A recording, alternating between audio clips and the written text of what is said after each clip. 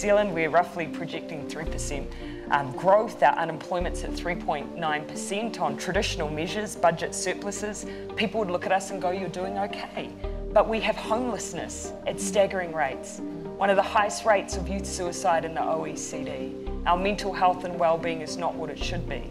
So our plan is through the well-being work that we're doing, a living standards framework, and our well-being budget, where if you're a minister, you want to spend money, you have to prove that you are going to improve intergenerational well-being. We are hoping to embed in actually what the public is asking us for, to address the societal well-being of our nation, not just our economic well-being.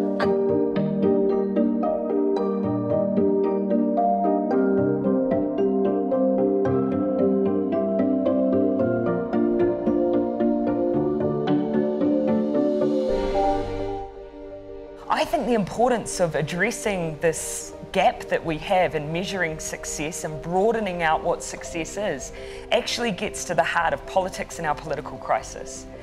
Now, if you are a person sitting at home and post the GFC, hear a politician stand up and say, well, according to what's happening to GDP, we are now in recovery phase, which many politicians did at various points in the cycle, and yet you're sitting there saying, I don't feel that, my situation is not improving, then that means that you have a disconnect and you have that increase in that lack of trust in your institutions and your democracy. And I really think that we've got a number in our political environment now of issues that are becoming proxies for a distrust in institutions delivering for people. So what's one way that we can address that issue?